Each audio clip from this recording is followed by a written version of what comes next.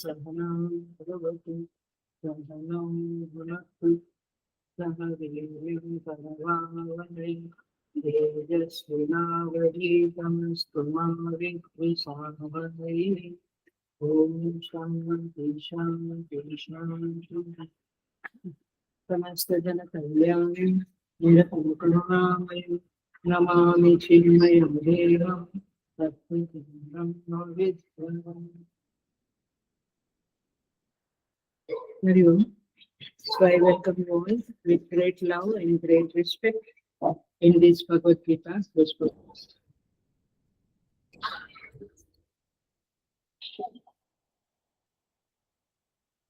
हम 9वें अध्याय पे है, चैप्टर 9.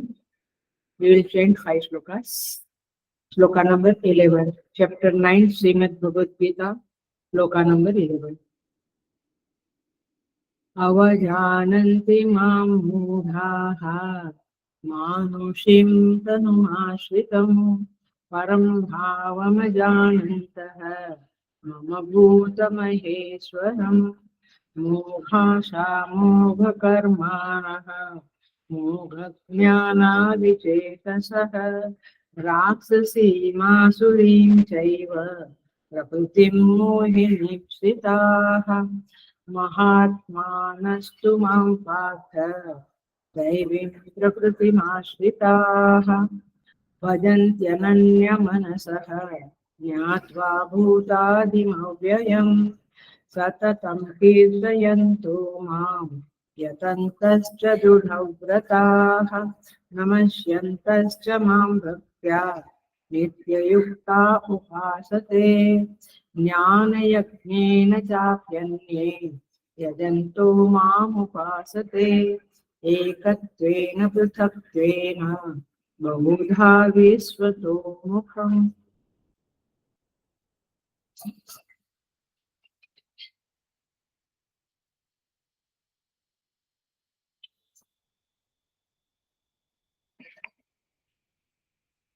सो मंडे को हम देख रहे थे मोघाशा मोघ कर्माणः मोघ ज्ञान विचेतसः. उनकी आशाएं व्यर्थ है, उनके कर्म व्यर्थ है, उनका ज्ञान व्यर्थ है. किनका? विचेतसः, जो अज्ञानी है, भ्रमित है. और भगवान कहते हैं उन लोगों को राक्षसीम आसुरीम चैव प्रकृतिम मोहिनीम श्रिताः. वे लोग अज्ञानी लोग, उनका ज्ञान कर्म और आशा तो व्यर्थ है ही, लेकिन वे लोग राक्षसी आसुरी और मोहिनी प्रकृति को धारण किए हुए है.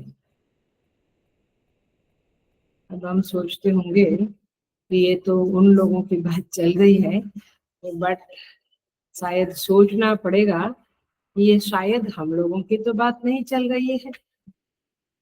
देखिए, विचेतसः माने, हेलो ध्यान से सुन लो, जिनका अपने बारे में सही ज्ञान नहीं है, जिनको स्वयं के बारे में सही ज्ञान माने मैं काला हूँ, गोरा हूँ, पढ़ा हूँ, लिखा हूँ, ऐसे ज्ञान नहीं. What you are, what am I, स्वयं के बारे में, हु एम आई, स्वयं के बारे में सही ज्ञान नहीं है, ऐसे लोगों को भगवान ने विचेतसः कहा है. माने प्रगाढ़ भ्रमावृत्ति में रहने वाले लोग हैं. भ्रम माने इल्यूजन, इल्यूजन में रहने वाले लोग हैं. सोचते क्या है, हमें सब कुछ समझता है, कुछ भ्रम नहीं है, कोई डाउट नहीं है. प्रगाढ़ भ्रमावृत्ति के कारण वे लोग मोघ ज्ञान है और विचेतस है, और ऐसे लोग स्वयं के बारे में विभ्रमित है। इसीलिए उनके अपने लक्ष्य के बारे में भी विभ्रमित है और साधन के बारे में भी विभ्रमित है। जिनको स्वयं का ज्ञान ही नहीं, वो क्या लक्ष्य फिक्स करेगा, उसका क्या लक्ष्य होगा और उसका क्या साधन होगा, तो उसके लिए फिर समाधान की आशा भी व्यर्थ हो जाती है। सही बात। उसको समाधान कहाँ से जीवन में मिलेगा? इसीलिए मोघ आशा, झूठी आशा, व्यर्थ आशा जो कभी पूरी होने वाली नहीं है, इसे झूठा कहते हैं। माने जो कभी सच होने वाला नहीं है, उसे झूठा कहते हैं, उसे कहेंगे मोघ आशा। वो ऐसी जगह पे आशा रखता है अपने आनंद के लिए, ऐसी जगह पे समाधान खोजता है जो जगह है गलत है। इसको आचार्यों ने कहा मृग मरीचिका, पता है ना, मृग मरीचिका। जैसे रेत में पानी दिखना, उसको मृग मरीचिका कहते हैं। तो वास्तव में पानी है नहीं। आप कार में जाते हैं तभी भी देखिएगा, पानी दिखता है, वास्तव में नहीं होता है। कहीं कहीं जहाँ सूर्य के प्रकाश का ये होता है। तो समाधान, मृग मरीचिका का मतलब है पानी दिखता है, वास्तव में होता नहीं है। तो वो व्यक्ति पानी वहीं खोजता है जहां वह नहीं है। वह सूर्य की किरणों में जल खोज रहा है। वो जल क्यों खोज रहा है? क्योंकि उसे तृषा है। तृषा माने प्यास है। प्यास है तो जल ढूंढेगा ना आदमी। उसे तृषा की अनुभूति है और वो प्यास उसे प्रेरित करती है कि ढूंढो, उस पानी को ढूंढो, लेकिन उसको मिलता नहीं है। उसी तरह से हम सारे जीव लोग, सारे के सारे जीव लोग जहाँ अपना समाधान खोज रहे हैं, वहां वह है ही नहीं। कहाँ खोज रहे हैं हम लोग? जगत में सारे लोग समाधान ढूंढ रहे हैं, और जगत की किसी भी चीज में समाधान देने की संभावना नहीं है। हेलो, जगत की किसी भी चीज में वो समाधान देने की संभावना नहीं है। ऊपर ऊपर से लगता है, बट फिर से असमाधानी हो जाते हैं हम। इसीलिए भोले बाबा जैसे महान संत कहते हैं, कोई हाल मस्त कोई खाना मस्त, समझ में आते हैं? कोई पहनावे में मस्त, कोई कहते हैं कोई जुआ चौपट शतरंज में मस्त, कोई मैना तोता चिड़िया में मस्त। मतलब ये हुआ, सब लोग अपना अपना आनंद किसी किसी चीजों में ढूंढते हैं, लेकिन वहां पे मिलता नहीं। लोग पैसा कमाते हैं, कहेंगे कि पेट के लिए कमाते हैं, ठीक है, लेकिन अधिक कमाते हैं। क्यों कमाते हैं? जब बढ़ जाता है बहुत, फिर कहते हैं थोड़ा दान कर ले। तो संपत्ति का दान करने में सुख ढूंढते हैं, संपत्ति इकट्ठी करने में सुख ढूंढते हैं, जमीन खरीदने में सुख ढूंढते हैं। प्रॉपर्टी रहेगी तो अच्छा है। और फिर एकदम समय आ गया ऊपर जाने का, अब प्रॉपर्टी की मंदिर को दान कर दे, आश्रम को दान। तो दान करने में सुख है, प्रॉपर्टी खरीदने में सुख है। एक घर, दो, तीन, और फिर उसको संभालना, ये वो तो अलग ही बात है। बट सुख कहाँ है उनको? इस तरह से कुछ खाने पीने में सुख है, कोई जगह जाने में सुख है, कोई व्यक्ति के साथ बैठने में सुख है। सुख की शोध आज तक चालू है, किसी को समाधान नहीं मिला। मैंने संसार से समाधान नहीं मिला। हर पत्थर को पलट कर देखता है कि यहाँ कहीं समाधान है, नहीं मिला। भोग में, कर्म में, यश में, परिवार में, नेम एंड फेम, कहीं पर भी इसको समाधान नहीं मिलता है। इसलिए सारे लोग वहीं खोज रहे हैं जहां उन्हें कभी भी मिल नहीं सकता है। और इसीलिए श्री कृष्ण भगवान कहते हैं मोघाशा मोघ कर्माणा।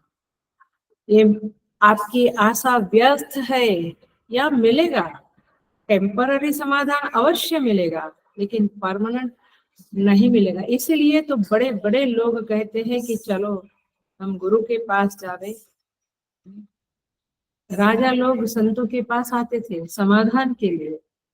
तो तात्पर्य ये है आशा व्यर्थ है और इसलिए कर्म भी व्यर्थ हो जाएंगे। मोघाशा मोघ कर्मा। ये कैसे हो सकता है कि आपने आशा जहाँ रखी है उसे प्राप्त करने के लिए कर्म करते हैं, वो आशा ही व्यर्थ है। व्यर्थ जगह पे रखी है तो कर्म का कैसे फल मिलेगा। इसलिए वो आशा को गलत जगह पे लगवाने वाला कौन है, वह है मोघ ज्ञान। ज्ञान सही नहीं है किसका, विचेत सह। भगवान कह रहे हर मनुष्य विपरीत उल्टी बुद्धि वाला है, गलत फहमियों से भरा हुआ है। इसीलिए ये तीन बात तो घटती रहेंगी कि उसका वो देहात्मवादी है और इसलिए उसकी आशा कर्म और ज्ञान कभी भी सही नहीं हो सकते हैं। और इसीलिए हम गुरु की शरण में जाते हैं जहाँ हमें सही ज्ञान प्राप्त होवे। गुरु के अलावा और कोई जगह नहीं है, कोई बाजार में नहीं मिलता है। इसीलिए गुरु की शरण में ही जाना पड़ेगा। इसलिए मीरा कहती है मोहे लागी लगन गुरु चरण की, चरण बिना मोहे कछु नहीं भावी। मैंने उस चरणों का आश्रय ले लिया तो ये मोघ आशा नहीं रहेगी। सो भगवान कहते हैं ऐसे लोग राक्षसीम आसुरीम चैव मोहिनीम प्रकृतिम श्रिताः। राक्षसी आसुरी और मोहिनी प्रकृति को धारण किए हुए है। आसुरी प्रकृति क्या बताई थी कल, सोमवार को ये हुआ है। I am just referring and then we will proceed. आसुरी माने भोग प्रधान, असुहु तृपः तृप्तः, माने असु माने प्राण इंद्रियां, उसी में तृप्त है माने भोग प्रधान। भोग करने में शब्द स्पर्श रूप रस गंध है, भोग करने में आदमी लगा हुआ है। खाना पीना ये भोग नहीं है क्योंकि ये आवश्यकता है। बट उस खाने में आज ये सब्जी क्यों नहीं बनाई, आज ये वस्तु क्यों नहीं बनी, आज ये ऐसा, ये सब भोग का निशानी है। सिंपल खाना ये भोग नहीं है, ये आवश्यकता है। सिंपल कपड़ा पहन लेना ये आवश्यकता है, लेकिन ये नहीं, इसका मैचिंग नहीं मिलता है, इसका लिपस्टिक मैचिंग नहीं मिलता है, इसका चप्पल में मैचिंग नहीं, बैंगल क्या क्या मैचिंग नहीं मिलता है, वो सब करना ये भोगवाद। सो तात्पर्य ये है भगवान कहते हैं असुहु तुपह, असु में तृप्त लोग भोग प्रधान है। और राक्षस प्रकृति वाले कौन है, जो ऐसा कहते हैं तुम दूसरों की रक्षा करने में मत समय बिताओ, व्यर्थ मत करो। मैंने कोई दूसरों को हेल्प करने रक्षा करने जाता है, दूसरों की रक्षा करते रहोगे तो भोग कब करोगे। और वे कहते हैं भोग के लिए छिंदी बिंदी पीब खाद परस्वम अपहरेतु, खाओ पियो दूसरों का धन लूटो, उनको मार डालो, अपना सब ठीक से भोग करो। ये कौन है, राक्षसी प्रवृत्ति। भोग प्रधान कौन है, आसुरी वाले। भोग मिलता है उसके लिए वे क्रूर कर्म नहीं करेंगे, व्यर्थ की हिंसा नहीं करेंगे। लेकिन राक्षसी प्रकृति वाले भोग मिल गया फिर भी अननेसेसरी व्यर्थ किसी को मारेंगे, चुगली करेंगे, व्यर्थ किसी को तकलीफ देंगे। तो वे व्यर्थ की हिंसा में रुचि रखने वाले लोग राक्षसी प्रकृति के लोग हैं। रावण इसका क्लासिक एग्जाम्पल है, प्रमुख एग्जाम्पल है। वो असुर तो था ही लेकिन राक्षस भी था। तो इसीलिए बात ये है कि ये भोगी लोग जो होते हैं वो कुछ समय में राक्षस बन जाते हैं। क्यों, क्योंकि उनके भोग जब नहीं मिलते तो हिंसा करना शुरू करते हैं, दूसरों को मार के छीन लेते हैं और फिर अपना भोग करते हैं। तो इसको कहेंगे राक्षसी आसुरी प्रकृति। मोहिनी प्रकृति क्या है? देखिए, मोह शब्द का अर्थ है रॉन्ग नोशन, गलत बुद्धि, गलत फहमी। तो भाष्यकार ने शब्द दिया है देहात्मवादी दृष्टिकोण, इसे मोहिनी प्रकृति कहते हैं। देहात्मवादी,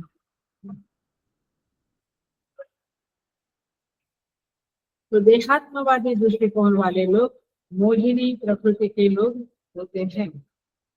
देखिए, देहात्मवादी माने चार्वाक। चार्वाक का क्या है सिद्धांत? ऋणम कृत्वा घृतम पिबेत, ऋण करके घी पियो। भस्मीभूतस्य देहस्थ देहस्य पुनः पुत्रागमनम, पुत्र आगमनम। जो ये देह भस्म हो जाएगा फिर कहाँ वापस मिलेगा? आप अभी इस देह की सुविधा के लिए, उसको भोग देने के लिए आप ऋण लो, डेप्ट लो और जीत लो, मैंने भोग करो। ये देखो, हम प्रकृति वाले लोग देखते हैं, वे मोहिनी प्रकृति वाले कहे जाते हैं। तो ये मोह उत्पन्न करने वाले, मोह उत्पन्नकारी। आप देखो, थोड़ा सा फर्क देखेंगे, मैंने हम अपने बारे में पेश करेंगे। देहात्मवादी क्या है? ऋण लो, माने मारो काटो, ऋण लो, जो भी करो, गलत काम करो, अपना भोग करो।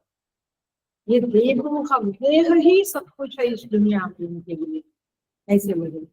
दूसरे लोग हैं जीवो हम मानने वाले, मैं जीव हूँ ऐसा मानने वाले। आप समझ रहे हैं इसमें फर्क? जीवो हम मानने वाली व्यक्ति जो है वो धर्म पालन करवाती है, क्योंकि मैं जीव हूँ, पता नहीं मुझे अगला जन्म कहाँ मिलेगा। तो वो धर्म के पालन में तत्पर रहता है, वो पाप से डरता है, समझ आता है, और उसे गति की चिंता होती है, मुझे सदगति मिलेगी, अच्छी गति मिलेगी, सतगति मिलेगी कि नहीं मिलेगी, या मैं फिर कॉकरोच बनूंगा, लिजार्ड बनूंगा, बंदर बनूंगा। नहीं नहीं नहीं, मुझे तो अच्छा जन्म चाहिए। तो ये कौन है? जीवो हम, अपने को जीव मानते हैं और इसकी परवाह, धर्म की पाप पुण्य की परवाह ज्यादा करते हैं। देहेतर सत्ता को मानने से, देह से इतर कोई सत्ता है, ये देह गया तो गया, बट वापस कोई सत्ता है जहां मैं जाऊंगा फिर देह मिलेगा। तो ऐसे आदमी कर्म, धर्म, जीवन मूल्य इत्यादि के बारे में सोचते हैं।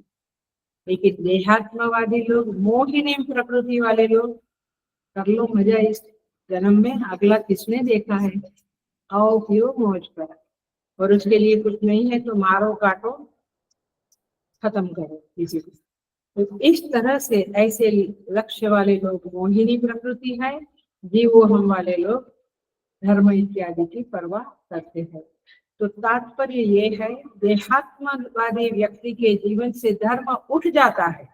हम कभी टीवी में कुछ देखते हैं तो कहते हैं नहीं, इनको कुछ नहीं पड़ा है, अगला आगे क्या होगा उसका, उसको अपने कर्म का ऐसा खराब कर्म करते हैं, माने दुर्जनता करते हैं, दुष्टता करते हैं, इनको कुछ नहीं पता। नहीं, क्योंकि वे कौन है? वे कौन है? मोहिनी प्रकृति वाले लोग। सो देहात्मवादी धर्म की तो परवाह नहीं करता है, आगे माने गाढ़ देहात्मवादी लोग तो संबंधों की भी परवाह नहीं करते हैं। वे लोग यदि उनको उनके सुख के आड़े संबंध आता है, वो संबंध भी तोड़ देते, उनकी सारी संवेदनाएं खत्म हो जाती। They don't want a relationship, क्योंकि उनकी मर्जी के मुताबिक नहीं हुआ, उनका सुख में बाधा पहुंची। They are not ready to compromise for anything. ऐसे लोग मोहिनी प्रकृति वाले हैं, उन्हें पाप का भय नहीं है और उन्हें अधर्म से कोई डर नहीं है। तो भगवान ने 3 प्रकृति बताई, आसुरी प्रकृति, राक्षसी प्रकृति और मोहिनी प्रकृति। आसुरी माने भोग प्रधान, राक्षसी माने हिंसा प्रधान, मोहिनी माने अज्ञान प्रधान, टोटल इग्नोरेंस में जीने वाले ये लोग हैं। तो भगवान कहते हैं, अगर तुमने मुझको अपनी आत्मा को मनुष्य समझा तो फिर तुम्हारी भी ये 3 प्रकार की प्रकृति होगी। If you don't understand yourself, you are you are you are bound to fall into these 3 प्रकृतिज। आप इन 3 में से एक प्रकृति में चले जाओगे और इसीलिए तुम्हारी आशाएं व्यर्थ होगी, तुम्हारे कर्म और तुम्हारा ज्ञान व्यर्थ होगा। इस तरह से भगवान यहाँ पे कहते हैं। देखिए, इसको गोस्वामी तुलसीदास जी महाराज ने बहुत अच्छी तरह से कहा है।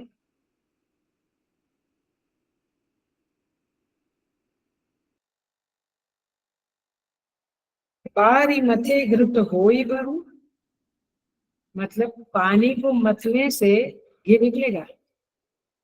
बारी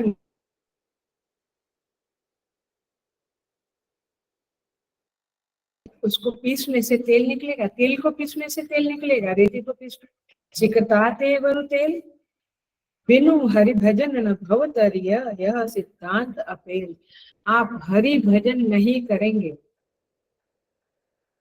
अर्थात परमात्मा की शरण में नहीं जाओगे तो आपको न जीव न जगत न परमात्मा के बारे में कुछ समझेगा और न आप सही तरह से भजन कर सकेंगे।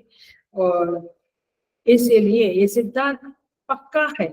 इसलिए हे साधक, तुम अपने को जानने की कोशिश करो, ये जगत और परमात्मा को जानने की कोशिश करो और आगे बढ़ो। नहीं तो 110% तुम्हारे पास ये 3 प्रकृति रहेगी। और इसी को भगवान श्री कृष्ण 16वें अध्याय में कहते हैं, त्रिविधम नरकस्येदं द्वारम नाशनम आत्मनः। नरक के 3 द्वार है, आपको जब जाना होगा 3 द्वार से आप जाएंगे। काम क्रोध तथा लोभ, तस्मात् एतत् त्रयं त्यजेत्। काम क्रोध लोभ, ये आप हमारी प्रकृति में रहेगा तो राक्षसी आसुरी और मोहिनी प्रकृति की शरण में जाना पड़ेगा। और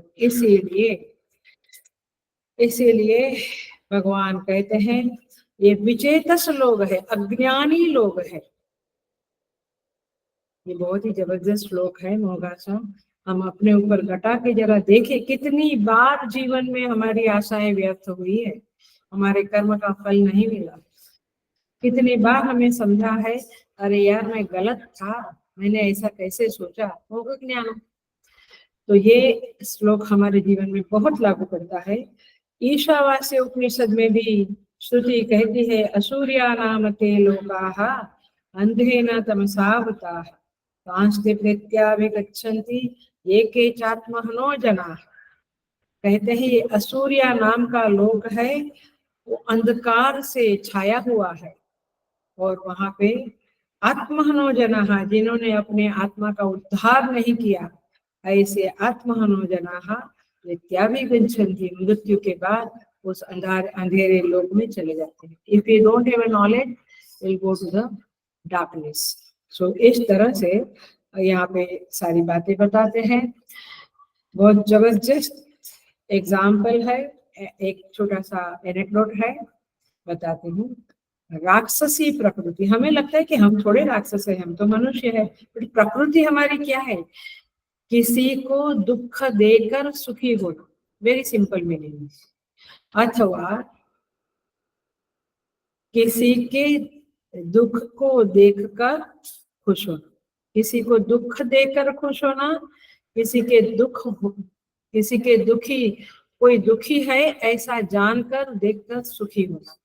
माने मेरा जो दुश्मन है वो दुखी होएगा तो मैं बहुत खुश होएगा, ये स्वाभाविक है। देखो उसने मुझे ऐसा किया था ना, आज उसको भगवान ने फल दिया।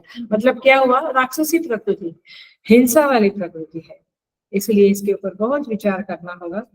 तो राक्षस नहीं है हम, असुर नहीं है, बट आसुरी वृत्ति के कुछ अंश है, राक्षसी वृत्ति के कुछ अंश है, और मोहिनी प्रकृति वाले भी हम है क्या, ये हमें ढूंढना पड़ेगा, आत्मनिरीक्षण करना पड़ेगा।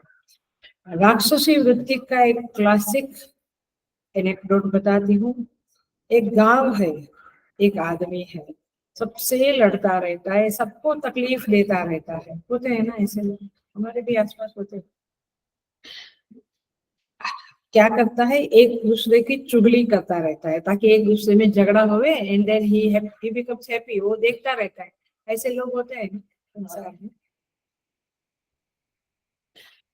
संबंधियों में भी होता है, ननद ने भाभी का किया, भाभी ने देवरानी का किया, फिर इसका उसका, ओ माय गॉड, चलता रहता है और फिर मजा लेता रहता है। अब गांव वाले जागरूक हो गए, समझ गए कि अच्छा ये आदमी हम लोगों को भरमाता है और लड़ाता रहता है। गांव वाले ने उसको भगा दिया, जंगल में भेज दिया, उसको निकाल दिया। वो जंगल में गया, जंगल में एक साधु चल के आ रहा था गांव की तरफ, वो मिला। उसने कहा बेटा गांव में चलो, ये तो जंगल है, यहाँ तो शेर खा जाएंगे तुम्हें, इसलिए चलो चलो गांव चलो। अब देखो, अब ध्यान से सुनना, अब ये आदमी क्या जवाब देता है। ये आदमी कहता है नहीं नहीं मैं गांव नहीं आऊंगा। अरे शेर खा जाएगा तुम्हें, शेर खा जावे तो अच्छा है, शेर मुझे खाएगा तो उसे मानव मांस का स्वाद लग जाएगा, तो फिर वो गांव जाकर सबको खा जाएगा। आई बात समझ में? ये बड़ा ही एक्सट्रीम एग्जाम्पल है, लेकिन इसलिए वो कहता है मुझे यहीं रहना।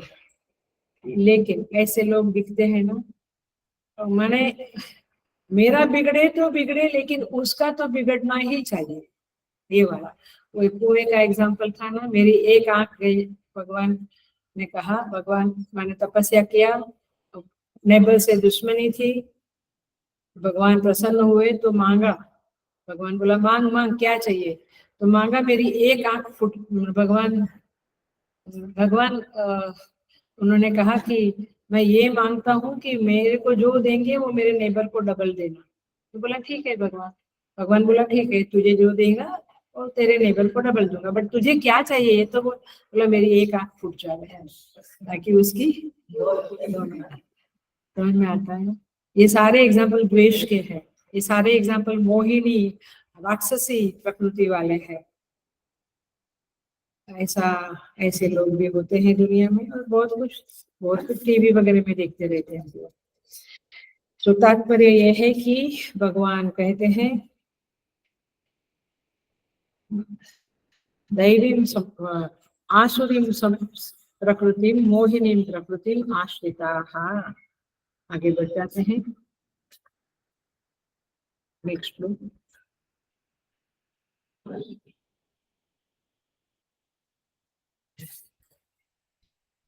महात्मानस्तु मां पार्थ दैवीं प्रकृतिम् आश्रिताः भजन्ति अनन्यमनसः ज्ञात्वा भूतादिम् अव्ययम्।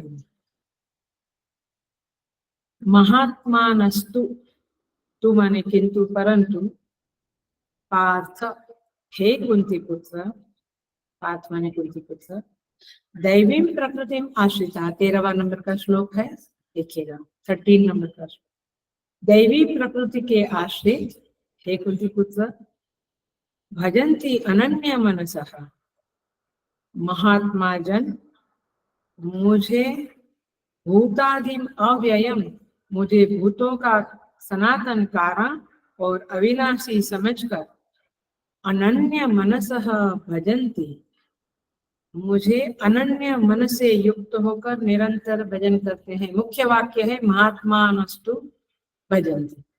दैवी प्रकृति वाले, आसुरी प्रकृति वाले लोग क्या है, मोहिनी प्रकृति आश्रिता, ये मारते काटते भोग वृत्ति में पड़े रहते हैं। लेकिन ना तू किंतु महात्मा लोग क्या करते हैं, ये इस मोहिनी प्रकृति में नहीं गिरते हैं। वे क्या करते हैं, भजंती, वे मेरा भजन करते। वो लोग मारो काटो करते हैं, ये महात्मा लोग भजन करते। भगवान कहते हैं ऐसा नहीं कि सारा जगत इसमें पड़ा है, कुछ लोग महात्मा होते हैं, संत साधु संत होते हैं, वे मेरे भजन में मस्त रहते हैं। सो हे कुंती पुत्र, जो दैवी प्रकृति के आश्रित है, वो लोग कौन सी प्रकृति वाले थे, आसुरी राक्षसी मोहिनी प्रकृति वाले। अब ये दूसरे लोग कौन से हैं, दैवी प्रकृति वाले हैं। ये भी हमें अपने आप में ढूंढना है कि कौन सी देवी प्रकृति हमारे अंदर है।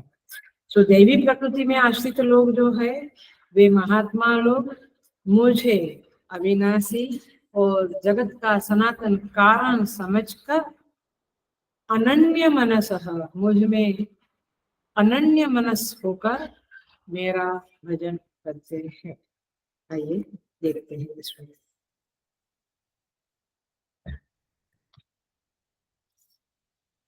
महात्मा, पहले हम देखें कि महात्मा माने क्या।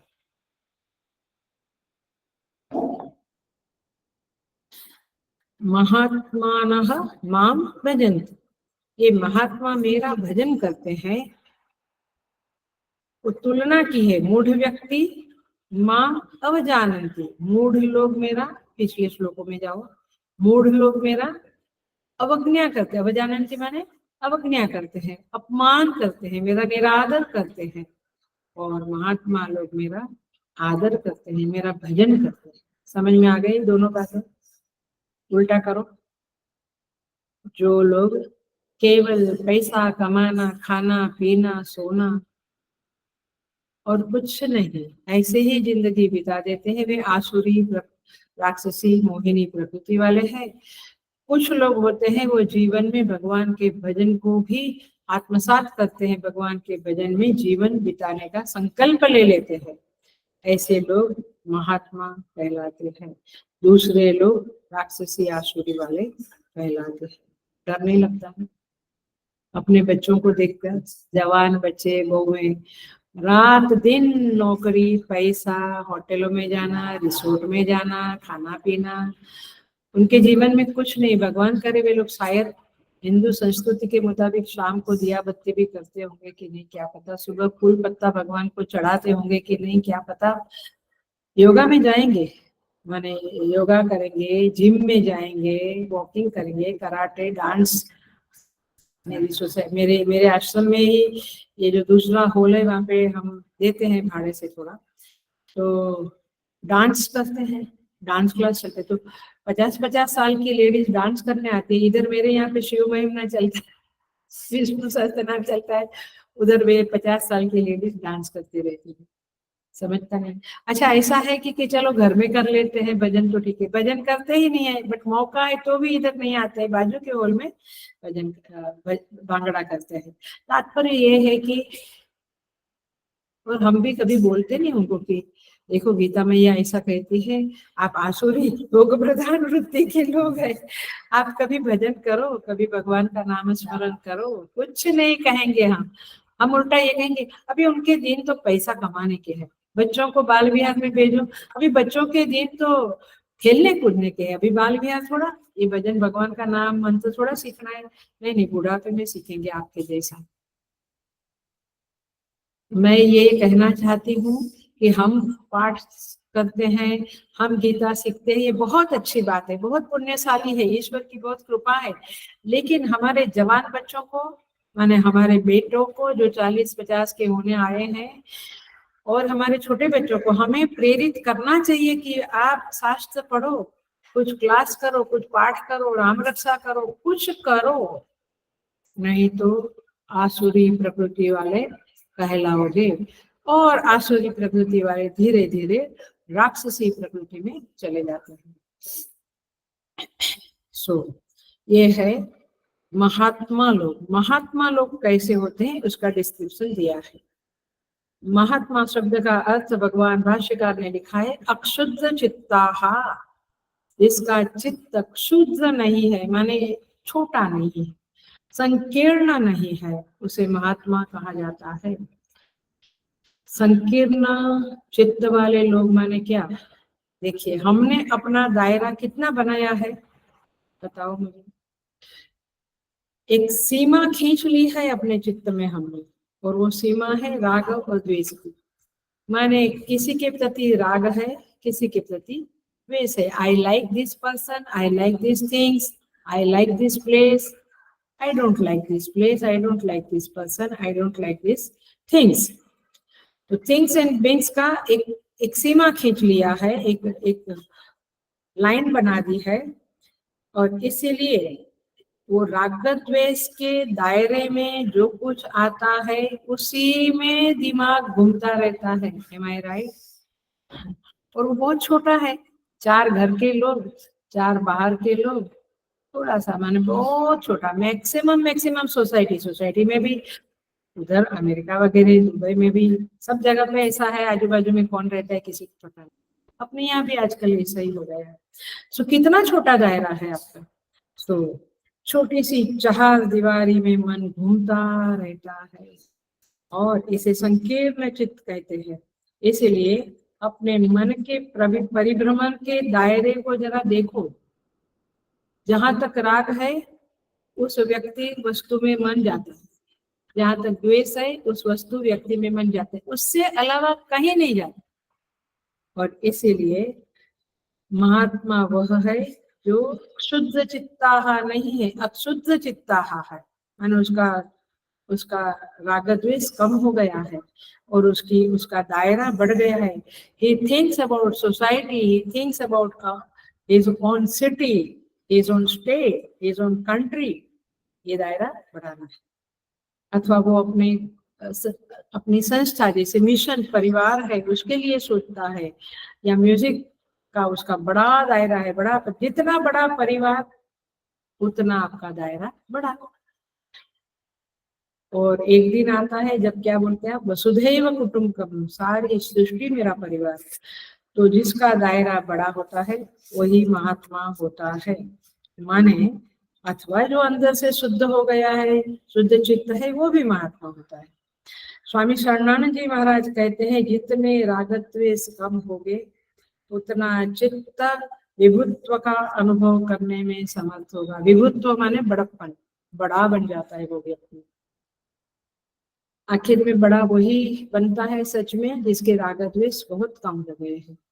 सो ऐसी व्यक्ति विशाल को अपना प्रमेय बनाती है, लक्ष्य बनाती है। विशाल, मेरा गांव का मैं पूरा देखूं, मेरा शहर का मैं पूरा देखूं, सबको सुखी बनाऊं, सबको सुख दूं। We give maximum happiness to maximum people for maximum time, ये गुरुदेव का मोटो है। सो ये जो महात्मा लोग हैं उनकी स्थिति क्या है?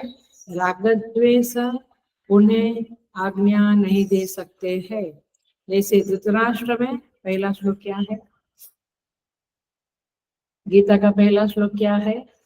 ओ धर्म क्षेत्रे कुरुक्षेत्र समवेतायुयुत्सव मामका पांडवाश्चैव किम कुर्वत भारत। मामका पांडव, देखो आ गया ना, राग द्वेष मामका धृतराष्ट्र, धृतराष्ट्र के बेटे दुर्योधन इत्यादि, पांडव पांडुपुत्र। सो तात्पर्य यह है कि they are not pacified, they are not under control of raag and dvesh. उन्हें इसका कैसे टेस्ट करें, हम कैसे टेस्ट करें कि मेरा राग द्वेष कम हो गया है? महात्मा लोगों को सब लोग अपने लगते हैं, इसलिए सब लोगों को महात्मा प्रिय हो जाता है। नहीं तो सामान्य जन 4 को प्रिय है, 4 को अप्रिय है। महात्मा सबको प्रिय होता है। क्यों? क्योंकि उसके अंदर आत्मीयता होती है, उसके अंदर राग द्वेष की सीमा नहीं है। जितना राग द्वेष ज्यादा, आत्मीयता कम लोगों में हुई। जितना राग द्वेष कम, हम बहुत लोगों को अपने बना लेंगे, अपनी आत्मीयता दे देंगे। कहीं जगह पे भाषा को लेकर, जाति को लेकर, शहर को लेकर आत्मीयता होती है, बट पूरे विश्व में आत्मीयता करना ये बहुत बड़े चित्त की भूमिका है और ऐसे लोग महान बन जाते हैं। तात्पर्य यह है कि ऐसे महात्मा लोगों को पशु पक्षी कीट पतंग सब कुछ अपना लगता है, उनके अंदर परायेपन की भावना नहीं रहती है कहीं पर भी। हमारे अंदर तो ये मेरा अपना, ये पराया। धृतराष्ट्र बोला मामका पांडवा, ये अपना पराया का बहुत झमेला चलता है लोगों के अंदर। लेकिन ये महात्मा कैसा है? सब कुछ अपना है, परायेपन का भाव है ही नहीं। और इसीलिए हेलो, हरिओम, सुन लो, ध्यान से सुन लो, दिल में उतार दो। अंतःकरण का गणित माने अंतःकरण की संरचना ऐसी है, उसके कानून ऐसे है, जितनी आत्मीयता घटती है उतना परायेपन का भाव बढ़ता है। ये देखा आपने, किसी के साथ बहुत लगाव है, फिर धीरे धीरे वो लगाव कम हुआ, तो क्या हुआ, परायापन की भावना बढ़ने लगी। और नॉट नेसेसरी सबके साथ हमेशा आत्मीय भाव रहेगा, कहीं ना कहीं आत्मीयता किसी न किसी कारणवश कम हो जाती है, तो परायेपन का भाव बढ़ता है। और जितना परायेपन का भाव बढ़ता है, उतना सुख की मात्रा घट जाती है। ये गणित, ये कानून, ये अंतःकरण का सिद्धांत याद रखें। इसलिए जितनी आत्मीयता बढ़ेगी, उतना आपका सुख बढ़ेगा। और ये मुझे लगता है ये बहुत समझाने वाली बात नहीं है, ये अनुभव में आता है।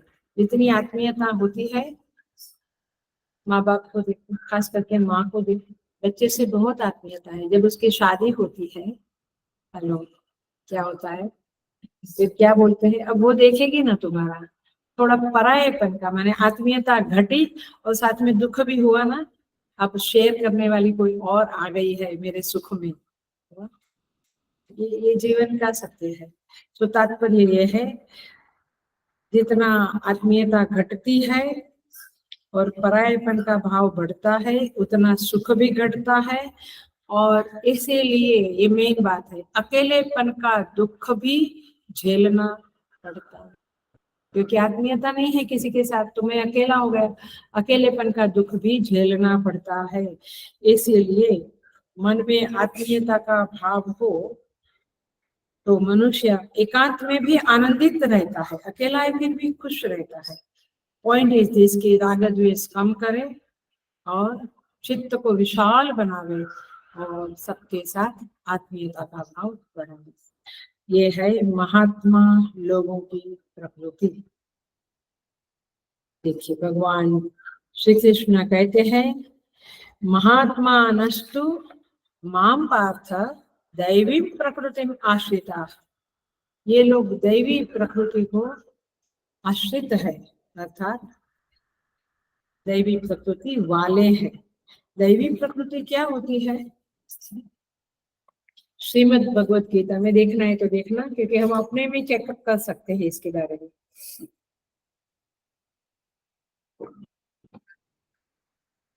देखो, दैवी संपत्ति के बारे में 16वें अध्याय में और 13वें अध्याय में, 13th चैप्टर और 16th चैप्टर में दैवी वैल्यू सिस्टम कहो, दैवी प्रकृति कहो, बताया है। 16वें अध्याय में तो दैवी संपत्ति नाम से ही बताया है।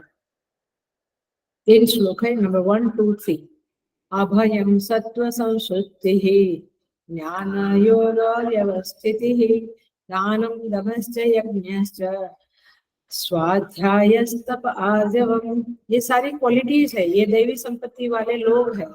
और दैवी संपत्ति इसको कहते हैं अभय, सत्व संशुद्धि मैंने अंतःकरण शुद्ध है, ज्ञान योग में व्यवस्थित है व्यक्ति, दान है, दम है, तप है, स्वाध्याय है, आर्जवम है। ये सारी क्वालिटीज है, बहुत सारा कुछ बताया, तीनों श्लोक आप देख लेना, मैं टच कर रही हूँ। 13 चैप्टर में भगवान क्या कहते हैं, अमानित्वमदम्भित्वम् अहिंसा क्षान्तिरार्जवम्। भगवान कहते हैं अमानित्वम, अदम्भित्वम, अहिंसा शांति आर्जवम। क्षमाशीलता, अहिंसा, अमानित्वम माने अभिमान, व्यर्थ अभिमान नहीं हो, अदम्भित्वम माने दंभ नहीं होना। तो इस तरह से भगवान यहाँ पे 13वें अध्याय में इस तरह से वैल्यू सिस्टम बताते हैं, दैवी संपत्ति बताते हैं। 16वें अध्याय में भी दैवी संपत्ति बताते हैं। तो इस तरह से भगवान कहते हैं दैवी प्रकृति में आश्रिता, वे लोग दैवी प्रकृति में आश्रित है। देखिए थोड़ा सा और देखें, जो मूढ़ की प्रकृति थी, अज्ञानी की प्रकृति थी, राक्षसी, आसुरी और मोहिनी, और यहाँ पे दैवी प्रकृति है। तो दोनों प्रकृति का 16वें अध्याय में आसुरी प्रकृति का भी पुनः वर्णन किया है। पूरा चैप्टर ही 5 श्लोक के बाद सारा चैप्टर ही आसुरी प्रकृति का है। 4 नंबर का श्लोक भी आसुरी प्रकृति का। 16वां अध्याय बहुत मजेदार है। तो सारा खेल प्रकृति का चल रहा है, दैवी प्रकृति और आसुरी प्रकृति। अब देखिए दैवी प्रकृति में जो वेदांत के मुताबिक है वह और एक चीज आती है, जहाँ वेदांत कहता है साधन चतुष्टय। भगवान शंकराचार्य जी अपने तत्व बोध में समझाते हैं साधन चतुष्टय संपन्न दैवी प्रकृति वाले लोग होते। क्या है साधन चतुष्टय? विवेक, वैराग्य, सट संपत्ति, मुमुक्षा। विवेक, वैराग्य, सट संपत्ति, मुमुक्षा, ये चार जो चीज है ये क्या है? दैवी संपत्ति है। विवेक माने आत्मा अनात्मा का विवेक, वैराग्य माने यह स्वर्ग भोगेषु इच्छा राहित्यम। उस व्यक्ति को इस संसार में कोई ज्यादा आशाएं नहीं है, इच्छाएं नहीं है, मस्त है। तट संपत्ति माने साम दाम उपरति तितिक्षा श्रद्धा समाधान, ये छह चीजें तट संपत्ति में आती है। और मोक्षा माने मोक्षों में भूयात इति इच्छा, मेरा मोक्ष हो जावे, माने ये अज्ञान से मैं छूट जाऊं, ये प्रकृति से मैं छूट जाऊं, ऐसा जिसका इच्छा है वो मुमुक्षु। तात्पर्य ये हुआ कि दैवी प्रकृति के लोगों में ये सब क्वालिटीज रहती है। हरिओम। इसका मतलब ये हुआ हम अपने अंदर ढूंढे ये 16वें अध्याय वाली, 13वें अध्याय वाली और ये साधन चतुष्टय वाली कौन सी कितनी कितनी मात्रा में संपत्तियां हमारे पास है, उतने हम रिच हैं। मैंने बोला ना, बाल विहार क्लास में भजन गाया था, धनवंता नहीं कोई धनवंता, कबीरा सब जग निर्धना, धनवंता नहीं कोई, धनवंता एक हरि ही होय और हरि भक्त होय। हरि भक्त वही होगा जिसमें ये सारी क्वालिटीज है। हम केवल 2 माला करके और एक फूल चढ़ा के कहे कि हम भक्त है, ऐसा नहीं होगा। हरि भक्त तो धनवंता है, तो धनवंता माने ये दैवी संपत्ति वाला है। वह इतनी संपत्ति हमारे पास है, तो बैंक का अकाउंट एंड पासबुक एंड सब कुछ देखते रहते हैं लोग, लेकिन ये संपत्ति कितनी है ये कहाँ देखना पड़ेगा? पासबुक में नहीं, अंदर ये संपत्ति हमें देखनी है और धीरे धीरे इस संपत्ति को बढ़ाने की कोशिशें करनी है। यही साधक का काम है, और क्या काम है। और इसीलिए ऐसे दैवी प्रकृति वाले व्यक्ति ही दूसरों को प्रेरणा दे सकते हैं, सत प्रेरणा दे सकते हैं, प्रकाश दे सकते हैं, ज्ञान दे सकते हैं। उनके अंदर पवित्रता होती है और उनके स्वभाव में खूबसूरती होती है। खूबसूरती माने एक आकर्षण होता है, एक सौंदर्य होता है उनके स्वभाव में, जिसके कारण लोग उनके आगे पीछे घूमते रहते हैं। तो तात्पर्य है दैवी प्रकृति आश्रिताः मां भजन्ति ते भजन्ति ते किम कुर्वन्ति ते भजन्ति। वे लोग बहुत ज्यादा कुछ काम नहीं करते, तो फिर भी आप उनको, भगवान उनको महत्व देते। जी हाँ, भगवान उन्हीं को महत्व देते। आप कितने भी बड़े बन जाओ, नेम एंड फेम कमाओ, पैसे कमाओ, जोड़ तोड़ कर लो, भगवान आपको बहुत महत्व नहीं देंगे। भगवान तो हरि भक्त, भगवान संत कहते हैं कि हरि भक्त ही धनवंता है। तो भगवान उनको रिस्पेक्ट करते हैं, बोलते हैं दे भजन्ति। रामचरितमानस में शिव जी पार्वती जी से कहते हैं, बहुत सुंदर कहते हैं, बहुत सुंदर कहते हैं। हेलो, बिल्कुल ध्यान से सुनना, आपको कुछ क्लिक होना चाहिए। शिव जी पार्वती जी से कहते हैं उमा राम स्वभाव जेहि जाना। क्या? उमा राम स्वभाव, स्वभाव माने स्वभाव, राम स्वभाव जेहि जाना, जिसने राम जी के स्वभाव को जान लिया,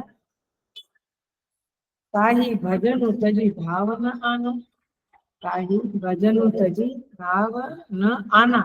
उसको और कुछ करने की इच्छा ही नहीं होती है, भजन के अलावा उसका मन कहीं लगता नहीं। प्रॉब्लम क्या है? हमें भजन में मन लगाना पड़ता है, और काम तो हम कर लेते, आलसी लोग नहीं है, लेकिन काम में मन लगता है, भजन में मन लगाना पड़ता है। ये लोग कैसे हैं? ताही भजन उतजी भावना आना, उनको भजन के सिवा और कहीं मन लगता है। कल ही किसी का फोन आया था, बोला हम मिशन में ज्वाइन करना चाहते हैं, हम एक्टिविटीज करना चाहते हैं। बोला आप क्या करते हैं? नहीं मैं जॉब करती थी, लेकिन अभी बच्चा भी थोड़ा बड़ा हुआ, आपके बाल विहार कैंप में आया था तो उसने मंत्र दीक्षा लिया, अब मुझे भी मंत्र दीक्षा चाहिए और मुझे केवल और केवल आध्यात्मिक साधना में प्रगति करना है। भगवान की कृपा हुई है। ये है भजन तजी मन नाना। अब जॉब नहीं करना है, कुछ नहीं, जितना भगवान दिया है काफी। अच्छा लगा। सो तात्पर्य ये है, दैविक प्रकृति का ये एक एग्जाम्पल है। दैविक प्रकृति के लोग ज्यादा करके भगवान के भजन में लगे रहते हैं। सो जिनको भगवान का स्वभाव मालूम पड़ता है वे सोचते रहते हैं ऐसा मर्यादा पुरुषोत्तम राम बोलते हैं, ऐसा धर्म का निभाव किया है उन्होंने, हम भी कुछ उनके जीवन से सीखे। सो उन्हें समझ में आता है इस जीवन का मतलब है भगवान का स्मरण करना, उसी में रमन करना, उसी में रस होना। जगत के विषयों में रमने में उसको कोई रुचि अब नहीं रही है। वो कहता है कामधेनु छोड़कर बकरी के दूध को पीना। ये मूर्ख लोगों का है, बट हम ही हमारे बच्चों को कहते हैं अभी अभी मत करना, अभी आप आश्रमों में नहीं जाना। युवा केंद्र का क्लास होता है, उसमें बहुत कम लोग आते हैं हमारे यहाँ। क्यों? क्योंकि यंग लोगों को माँ बाप कहते पहले करियर बनाओ उसके बाद।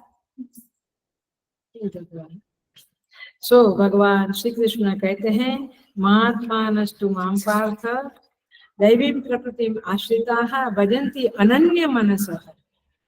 ये लोग कैसे भजन करते हैं? अनन्य मनस से भजन करते हैं। ये मैं सच कहती हूँ, बुढ़ापे में अच्छा है हम शास्त्र पढ़े, कुछ साधनाएं करें, लेकिन यदि मन जवानी से लगा दिया है भगवान में तो ही लगेगा, नहीं तो बहुत ज्यादा आप कहेंगे अभी 2 घंटा बहुत हो गया, भगवान का पाठ किया, जप किया, बहुत हो गया। तो अनन्य मनस का अर्थ पहले समझे। अन्य मनस, अन्य मनस माने दूसरों में मन लगाना, अन माने नहीं, और कहीं मन जाता ही नहीं, चंचलता ही नहीं है मन के अंदर, मन की चंचलता दूर हो गई। क्या बोलते हैं? भाग्य बड़ो में सदगुरु पाइयो, भाग्य बड़ो में सदगुरु पाइयो, मन की दुविधा दूर भई। मेरा भाग्य इतना बड़ा कि मैंने सदगुरु को पाया और मेरे मन की सारी दुविधाएं दूर हो गई, मैं शांत हो गया। इसको कहेंगे अनन्य मन। अब कोई दुविधाएं नहीं है, कोई कॉम्प्लिकेशन, कॉन्ट्रडिक्शन, कंफ्यूजन कुछ नहीं है। I am very clear about myself, about God, and I want to just do the भजन।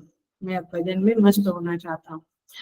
सो भजन में चंचलता की समस्या अब नहीं रही है। ऐसे महात्मा लोग मां भजन्ति। क्यों? सुन लो, हरिओम, एकदम अटेंशन से। हेलो, अटेंशन से। 3 चीजें हैं जिससे आप अनन्य मनस बन सकेंगे। 3 बातें हैं। पहली बात है आपके वर्ण में दोष नहीं होना चाहिए। वर्ण माने सिलेक्शन, चॉइस। आपका वर्ण निर्दोष होना चाहिए। हमारे वर्ण कितने हैं? नहीं, मूवी तो देखना ही पड़ता है, होटल में तो गए बिना नहीं चलता है। वीक में सैटरडे संडे तो होटल ही, घर का खाना खाए के उठ जाते हैं। घूमने तो जाना ही चाहिए, ठीक है, ये सब ठीक तो नहीं है, बट अनन्य मनस माने बहुत सारी चीजों में सिलेक्टिव होना। माने मैंने कपड़ों में भी सिलेक्टिव, खाने में भी सिलेक्टिव, रहने में भी, हर चीज में वर्ण। वर्ण माने सिलेक्शन। ऐसे 15 चीजों का वर्ण करने में आपकी बुद्धि आज चलती रहेगी तो परमात्मा में नहीं रहेगी। एक ही वर्ण, और वो है मेरे प्रभु। रात दिन वही वर्ण है। वरस्तु में वर्णीय स एव। कठोपनिषद का नायक नचिकेता कहता है वरस्तु में वर्णीय स एव।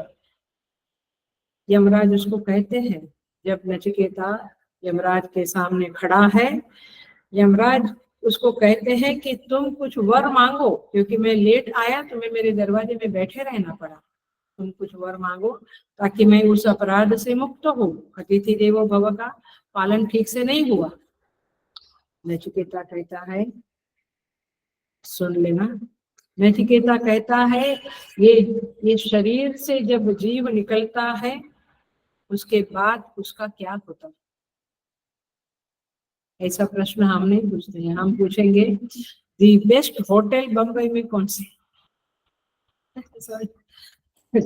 घूमने जाना है, कहाँ कौन सी जगह, तो 25 जगह पे गूगल घुमाएंगे और कौन अच्छा टूरिज्म वाला है उनको ले वहां पे बातें करके बस उसी में मान जाते हैं। वरस्तु में वरणीय एवसा, यमराज उसको कहते हैं तुम्हें बड़ी बड़ी अप्सराएं दूं, लंबा चीर काल तक जीवन दूं, बड़े बड़े रथ दूं, बहुत भोग दूं, स्वर्ग का सारा भोग तुम्हारे चरणों में नहीं चाहिए, मुझे केवल मेरे प्रश्न का उत्तर चाहिए। इसको क्या बोलेंगे? वराण। एक ही चीज, जो भी सेलिब्रिटीज बन गए हैं, जो बड़े बन गए हैं, उनका यही क्वालिटी था, उनमें वरण दोष नहीं था, उनमें एक ही वरण था, म्यूजिक। म्यूजिक रात दिन उनका सारे गमा पधनी से चलता रहेगा उनके चित्त में। तो तात्पर्य ये है वरण दोष नहीं है। अनन्य मनस कौन है? जिनमें वरण दोष नहीं है। नंबर 2, उसमें एकाग्रता की कमी नहीं है, फोकस्ड है, डेडिकेटेड है, they are very much dedicated. बुरा कुंभार की बात पता है आप? बच्चा रौंद गया, वो पत्नी बाहर गई कुछ काम के लिए, बोला बच्चे का ध्यान रखना, बच्चा खेलते खेलते मिट्टी के पास आ गया, गोरा कुंभार मिट्टी रौंद रहा था, मिट्टी को नरम कर रहा था, बच्चा पैर के नीचे आ गया। एकाग्रता की, एकाग्र भगवान के नाम पे, बाद में भगवान ने उस बच्चे को अच्छा कर डाला, बट पॉइंट इज दिस, एकाग्रता, बिल्कुल फोकस। अच्छा चलो ये एग्जाम्पल थोड़ा डरावना लगता है, तो एकलव्य वाला कैसी एकाग्रता, 7 बार मारकर कुत्ते का भौंकना बंद कर दिया। अर्जुन की एकाग्रता, मत्स्य का 8 बार बिंद डाला, ये एकाग्रता है। हम तो इसलिए मैं क्लास में कहती, जब मेरे क्लास में ऑफलाइन में कहती थी, क्लास में बैठे हो लुक एट मी ओनली, चाहे मैं अच्छी लगती हूँ, मैंने कदरूपी हूँ या सदरूपी हूँ या जो भी हूँ, आप मेरे सामने देखा करो और मेरी बात सुना करो। मैक्सिमम आपको मुंडे नीचे करनी है तो नीचे करो, but if you look here, if you look there, if you look towards her, if you look towards him, नहीं चलेगा ये, बिल्कुल नहीं चलेगा। क्योंकि मैं ऐसे आश्रम में से आ रही हूँ, 10 साल उस आश्रम में थी जहाँ पे गुरु गीता सुबह 5:30 बजे पढ़ी जाती थी, 5:30 से 7 गुरु गीता, और श्री कृष्ण गोविंद हरे मुरारी हे नाथ नारायण वासुदेव की धुन होती थी 15 मिनट। बिल्कुल बुक में से नजर भी किधर गई तो उठ के बाहर जाना पड़ता था और थोड़े दिन घर भेज देते थे। समझ में आ रही है बातें? ये जोक नहीं है, ये झूठ बात नहीं है, ये सच बात है। बुक में से नजर भी इधर गई, गया काम से गया, पहले तो आपको पीछे बिठा देंगे, फिर आपको आश्रम में टॉयलेट क्लीनिंग की सेवा देंगे, फिर भी ज्यादा ही कुछ आपकी सेहत में तकलीफ है, माने मानसिक सेहत में एकाग्रता नहीं है, तो घर भेज देते थे कुछ दिनों के लिए। तो ये बहुत कठिन, बट ये ऐसे माने गुरुकुल में रहने से, गुरु के अंडर में, गुरु के शिक्षा को, दंड को सहन करने से ही आपका प्रोग्रेस है। बाकी तो ठीक है यार, अभी तो अलग ही बात है, गुरु की बात के सामने आर्गुमेंट ही करना हम लोग सीखे हुए हैं। गुरु की बात को सर आंखों पे लेना, उस शिक्षा को सर आंखों पे लेना, बोलेंगे अरे ऐसे तो बहुत गुरु देखे, चलो आश्रम बदल डालते, गुरु बदल डालते, जहाँ पे हमें कोका कोला पिलाएंगे और फूलों की सेज पे सुलाएंगे। गुरु ऐसे नहीं होते, गुरु बहुत सच्चा गुरु कठोर होता है, ऐसे बहुत नरम होता है, बट ऐसे कठोर होता है। So the point is this, एकाग्रता की कमी ना होना। अनन्य मनस शब्द में ये 3 कंडीशन आएगी, वर्ण में दोष ना होना, एकाग्रता की कमी ना होना, और भगवान का वर्ण है तो भी प्राथमिकता होना, प्रायोरिटी उनमें ही होना। हमारी प्रायोरिटी बदलती रहती है, कभी बच्चा प्रायोरिटी, कभी कुछ, कभी कुछ, कभी खाना, कभी, यहाँ कहते हैं प्राथमिकता बदलना नहीं है, तो इसे कहते हैं अनन्य मनसः। अनन्य मनस माने उसका एकाग्रता, उसका वरण, उसकी प्राथमिकता सही जगह पे लगी गई है। वरस्तु में वरणीय एव सह, तो भजनीय के सिवा, वरणीय के सिवा उसका कोई नहीं, रमणीय भी उसका वही है, वही रमन करता है मन उनका। इसको कहते हैं भगवान महात्मा। आगे क्वालिटी देते हैं, भजन्ति अनन्य मनसः ज्ञात्वा भूतादिम अव्ययम। कैसे वह महात्मा निरंतर रमन करता है, उस परमात्मा में क्या समझकर रमन करता है।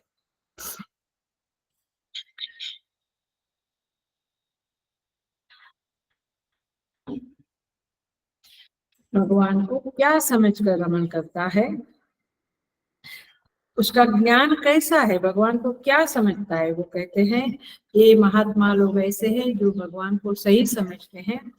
भूतों का आदि मैं हूँ, क्या समझते हैं, ये परमात्मा जिसका मैं भजन करता हूँ वे भूतों के आदि है। आदि माने कारण,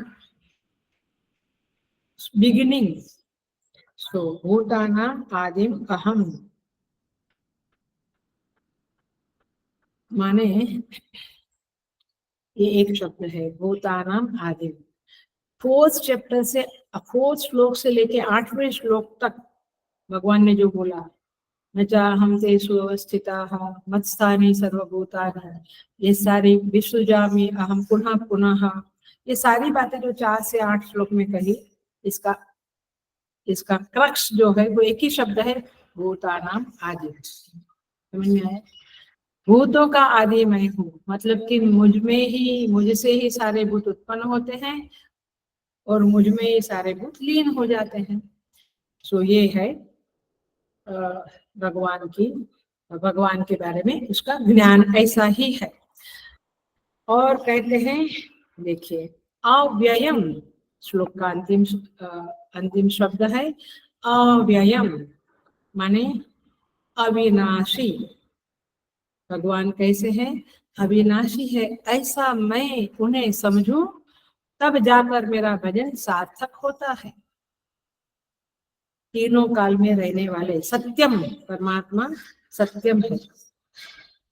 देखो,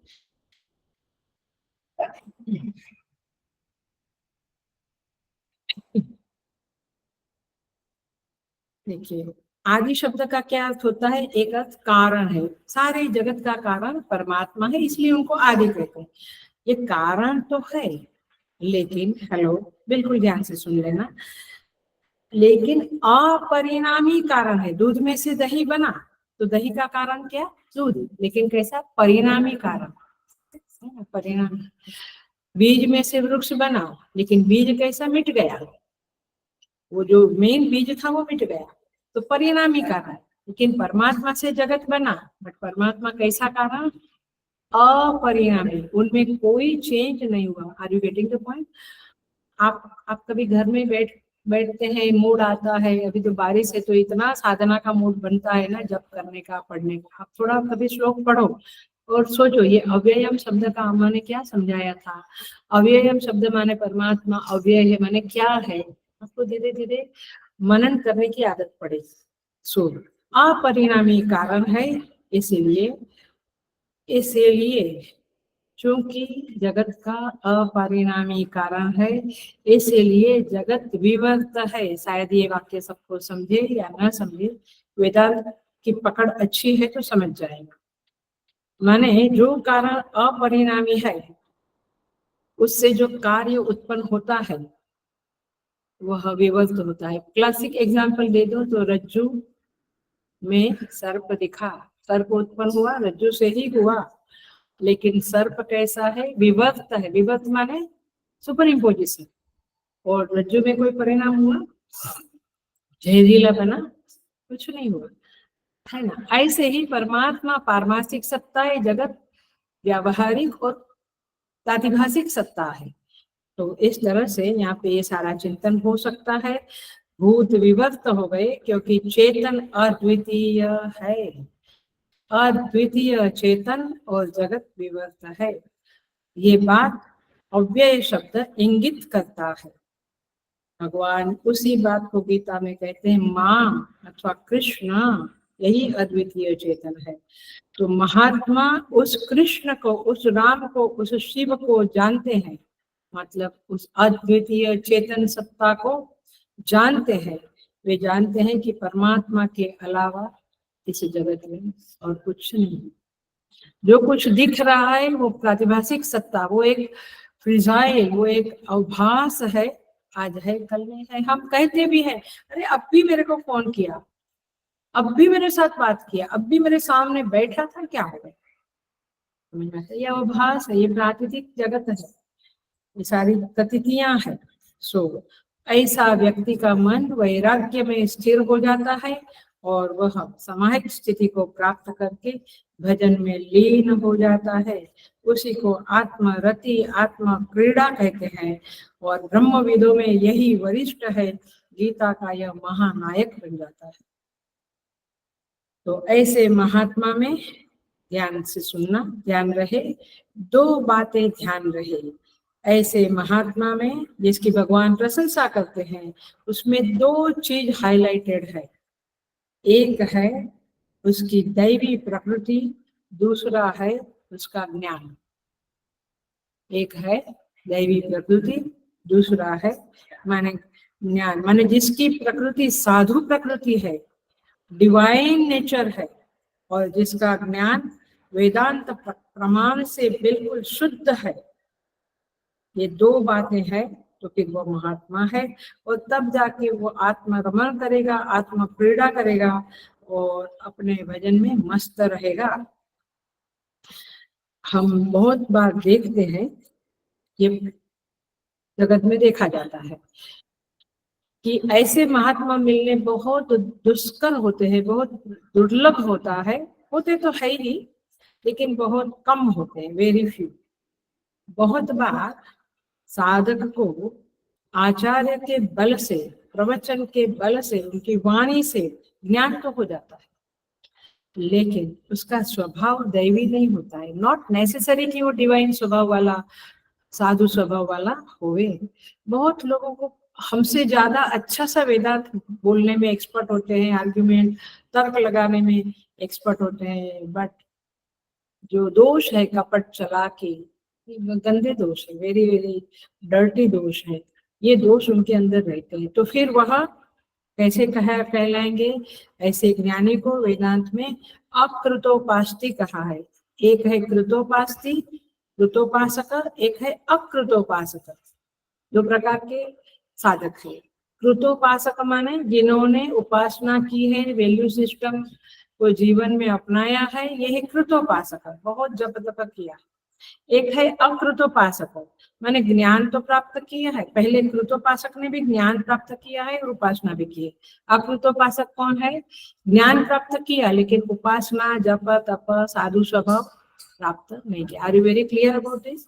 इसी को भगवान श्री कृष्ण गीता में कहते हैं, यतन्तोप्य कृतात्मानः नैनं पश्यन्ति अचेतसः। 15 चैप्टर में 11 नंबर का श्लोक। यतन्तो अपि अकृतात्मनः, माने उसने ये जप तप, साधु स्वभाव, दैवी प्रकृति को प्राप्त नहीं किया है और इसीलिए अंतःकरण को शुद्ध नहीं किया। इसे कहेंगे अकृतोपासक अथवा अकृतात्मानः। ऐसे लोग ज्ञान के लिए भी बहुत प्रयत्न करते हैं, आत्मरमण, भजन में मन लगाना, इसके लिए प्रयत्न करते हैं। ज्ञान तो है कि भगवान का नाम लेना चाहिए, 2 घंटा नहीं, दिन में 20 घंटा भगवान का भजन करना चाहिए, समझ है, लेकिन कर नहीं सकते। क्यों? अंतःकरण शुद्ध नहीं है। इसलिए आत्मरमण में, भजन करने में वे असमर्थ होते हैं। दूर की बात है, कहाँ हम अपनी बात करें तो लोग मुझे कहते एक माला दीजिए, एक माला से ज्यादा हम नहीं कर पाएंगे। मैं कहती हूँ 50 माला तो मिनिमम करनी चाहिए। बोलते हैं एक माला करते करते हम थक जाते हैं। 10 घंटा ऑफिस में काम करके थकते नहीं, बट एक माला करके थकते। और ये मैं सच कह रही हूँ, ऐसे आंसर मुझे मिलते हैं, ऐसे लोग मुझसे बात करते हैं।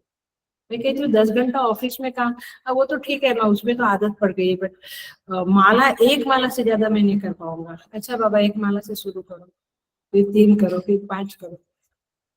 समझ में आता है? अंतःकरण शुद्धि।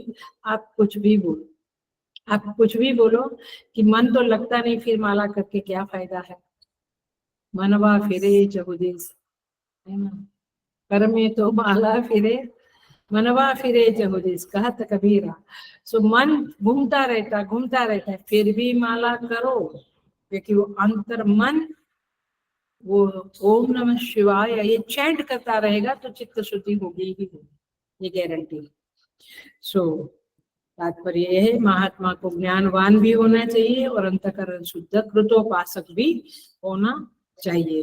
तो इसलिए जो अनन्य मनस महात्मा लोग हैं, उनका तो यही दर्शन है, उनकी तो यही क्वालिटी है, उनके यही लक्षण है जो हमें जीवन में अपनाना चाहिए। तो जिसका ज्ञान पारमार्थिक, उसका भजन भी पारमार्थिक हो जाएगा। देखिए थोड़ी कंपैरिजन करके पूरा करते हैं। जो महात्मा है उसके जीवन में परम स्वाधीनता होती है, उसके जीवन में भजन की पूर्ण तीव्रता होती, इंटेंसिफाइड भजन, तीव्रता होती है। आपको समझता है ना? हम लोग का भी अनुभव है, कभी पाठ जब करते हैं तो तीव्रता में इंटेंसिटी नहीं होती है करने के लिए, कभी कभी इंटेंसिफाइड हो जाता है, उठने का मन नहीं होता है भजन करते करते, पाठ करते। कभी कभी अपना भी 7 से 8 का पाठ है, लगता है और आधा घंटा हो जाए। क्यों? क्योंकि उस दिन बढ़िया पाठ हुआ है। सो स्वाधीनता है, तीव्रता है। और तीसरी बात यह है कि परिणाम में आनंद ही आनंद है, वो जो कुछ भी करे उसको आनंद ही परिणाम में मिलेगा। और चौथी बात है कि उसका जो आनंद है वो नित्य है, हमेशा वो आनंद में रहता है। उसका आनंद जो है महात्मा का आनंद और विषयी का आनंद, माने जो सामान्य लोग हैं, क्या फर्क है? अथवा समझो कि आप लौकिक लोगों का आनंद, क्या फर्क है? मूढ़ लोगों का आनंद, अज्ञानी लोगों का आनंद। ज्ञानी का, महात्मा के आनंद में स्वाधीनता है, it's not depending upon anybody. इसलिए मारो काटो खाओ ऐसा कुछ नहीं करता है, वो अपने आनंद में मस्त है। स्वाधीन आनंद है, तीव्रता है, उसका जो काम करे वो आनंद में परिणमित होता है और नित्य स्थायी है, हमेशा वो आनंद में होता है। लेकिन विषयों से, जगत के विषयों से, राक्षसी आसुरी प्रकृति से, भोगों से जो आनंद मिलता है वो कैसा है? स्वाधीन नहीं है, पराधीन है। You have to depend on others for your happiness, है ना? सुख की चाबी आपके पॉकेट में नहीं है, दूसरे के पॉकेट, आपके सुख की चाबी दूसरों के पॉकेट में। समझ में आता है? पराधीनता है ना? वो बात करे तब मैं खुश हूँ, वो कुछ देवे तब खुश हूँ, वो बैठे मेरे साथ तब खुश हूँ, उनको देखूं तब। पराधीन, तीव्रता नहीं है, वो आनंद फ्रिजाइल है। और हर कार्य उसका जो होता है वो आनंद में परिणाम देता है, ऐसा नहीं कभी कभी जो कर्म करता है उससे दुख में भी परिणाम आता है। और चौथी बात यह है कि उसका आनंद स्थायी नहीं है, थोड़ी देर रहा फिर अपन उदास हो जाते हैं, होते हैं ना? थोड़ा आनंद मिला, 1 दिन 2 दिन, फिर उदास। तात्पर्य यह है, इसलिए महात्मा और आसु विचेत आसुरी प्रकृति वाले लोग, दोनों का फर्क समझ ले। इसलिए भगवान कहते हैं यत्रो परमते चित्तम निरुद्धम योग सेवया, 6ठे अध्याय में भगवान कहते हैं 20 नंबर के श्लोक में, यत्र चैवात्मनात्मानं पश्यन् आत्मनि तुष्यति, जिसका मन निरुद्ध है, एकाग्र है भगवान के भजन में, वह स्वयं से स्वयं को, आत्मा को देखते हुए आत्मा में ही तुष्ट रहता है, उसको अपनी तुष्टि के लिए और सही नजर डालनी नहीं पड़ती। तो ऐसे लोगों के बारे में भगवान ने, ये महात्मा के बारे में बात करके भगवान ने कहा कि उसकी समझ में, उसके ज्ञान में एकमात्र अद्वितीय चेतन है, तो और कहाँ उसकी नजर जाएगी? कुछ है ही नहीं तो कहाँ नजर रह जाएगी? कौन दूसरे में वो रमा करेगा? और इसलिए भगवान अर्जुन को कहते हैं ऐसे बनना चाहिए। अब 13वें श्लोक से लेकर 19वें श्लोक तक भजन का वर्णन करते हैं। भजन क्या होता है, कैसे करना है, वेरी इंटरेस्टिंग। 13 से लेके 19 तक वेरी इंटरेस्टिंग टॉपिक है। भजन कैसे होना, क्या है भजन, एक्सेट्रा बताएंगे। ओम पूर्णमद पूर्णमिदं पूर्णात् पूर्णमुदच्यते पूर्णस्य पूर्णमादाय पूर्णमेवावशिष्यते। ओम शांति शांति शांति। हरि ओम। श्री गुरुभ्यो नमः। हरि ओम।